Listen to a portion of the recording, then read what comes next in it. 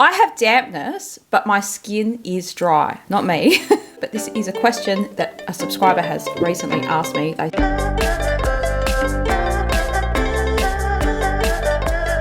said this was based on a different video, another great video. Thank you very much.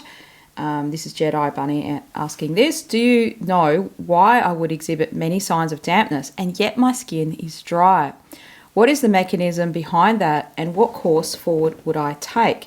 Now, I did give a little answer on this because about a month ago, just a little written answer, saying something like dampness is a fluid metabolism problem. So when you have too much fluid in one place and it's pathogenic, there isn't enough fluid where you need it to be functional, like i.e. moistening the skin.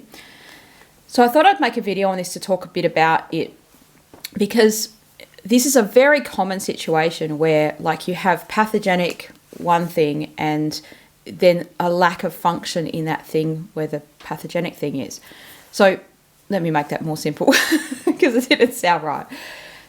So what happens with dampness is it's a buggering up of the free arisal of the clear and the dissension of the turbid, right? So you have this digestive process going on in the spleen and stomach where like the vapors are kind of distilled, right? So think about you cooking something and you see the vapors kind of coming off.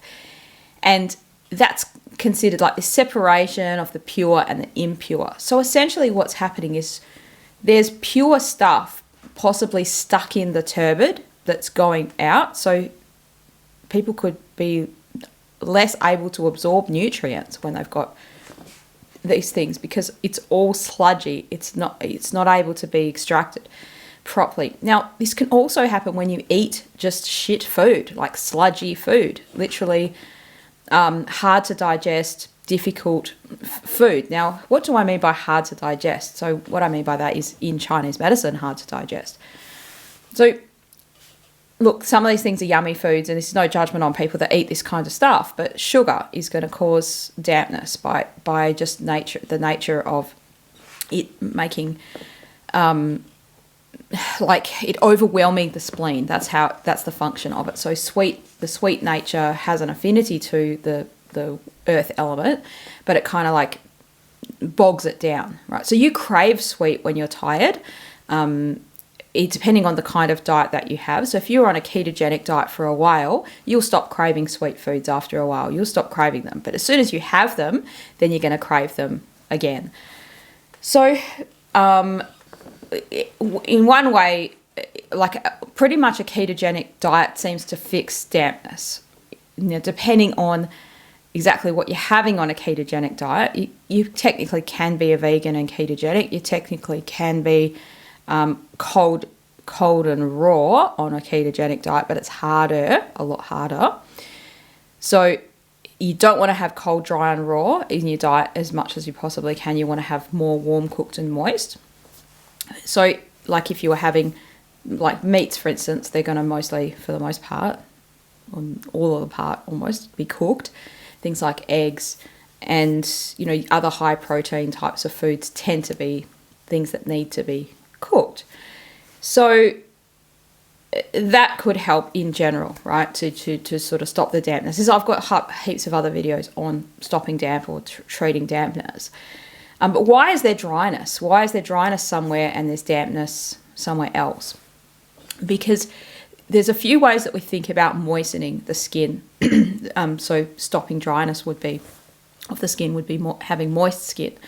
So two mechanisms kind of come to mind. One is blood nourishes the skin. So people who are blood deficient tend in China, these are all in Chinese medicine. I'm not going to issue that caveat every time I say something. You're on the Chinese medicine podcast. You should know it's about Chinese medicine. So blood deficiency leads to a lack of moisture in the skin. You could see this in people who have like severe psoriasis with a lot of dryness. Often those types of patterns are blood deficiency type of patterns. Not always. Another mechanism of the moistening of the skin, and this relates back to what I was saying with the spleen and stomach and the arisal of the clear and this dispersion aspect of the fluids, is the lungs actually are in charge of dispersing the fluids onto the skin. Now in TCM they say that it sprays the fluids like a fine mist, right? So you have a little mist maker. Where's my mist maker? It's a breeze bottle, but there's some that's actually vinegar. Little tip, I put vinegar in these bottles and spray it, and it helps to get rid of the moxa smell. Something for free if you're an acupuncturist watching this. Anyway, so that's now the room just smells like vinegar a little bit. But that mist, right? So that spraying of the fluids mists, and that allows the skin to be moist. So if I were to fill up this bottle instead of, let's say it's got water in it, and it was a thicker fluid, it wouldn't sound like this. It would sound thicker and sludgier, and like imagine if it was milk, it'd be a bit thicker. If it was kind of cream, and you can think about that as dampness. So if I was to put cream in this, disgusting thought, spray it around, it wouldn't be able to vaporize as well because it's a thicker kind of liquid. So if you've got a disharmony of liquids in your body, in terms of like that's what dampness is, well, surely the fluids that are there can't be dispersed properly, and that's really the mechanism of action. That's sort of explaining this question a little bit more. So, how do you fix it? How do you treat it? Is you don't have to worry so much about eating a lot of moistening foods. You have to sort the dampness out, and when you do sort that dampness out, but also maybe having the Chinese medicine diagnosis of checking, does this person really have dampness, or do they have blood deficiency? Do they have damp and blood deficiency at the same time? So if you had dampness and you had a lot of bloating, bloated belly, big puffy belly sort of a thing, and you had gassiness, like passing gas or pain with the gas or things like that, as a herbalist, that's something that I would probably treat before we got to the tonification, because if we put tonifying herbs in you, you're just going to feel more bloated and yucky, because it's like you haven't fixed the stuckness of that fluid yet. You've got to allow things to flow freely and flow smoothly. So, if you're doing this from a self-care perspective, a self-treatment perspective, and you're doing that, I always advise people to go to a practitioner for this reason, because it can be really tricky to get the diagnosis. But from a diet perspective, if you're just doing this for self-treatment, you can't really go wrong in Chinese medicine by sticking to that warm, cooked and moist diet and steering away from cold, dry and raw.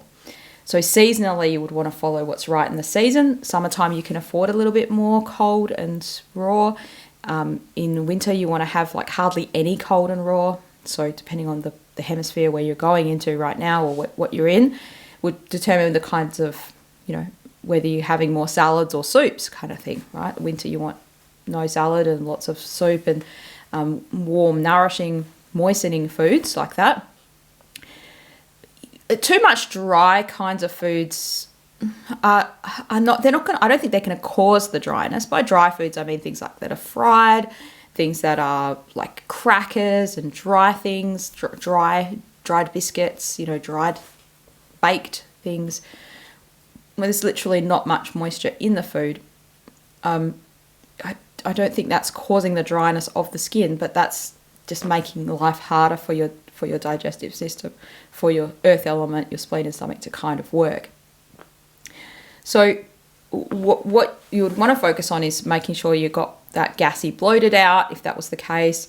You harmonise, you treat that sort of stuff kind of first, and then go on to the tonifying blood if that's what's needed, right? So certainly your stomach benefits from less food in it, periods of time where it's empty.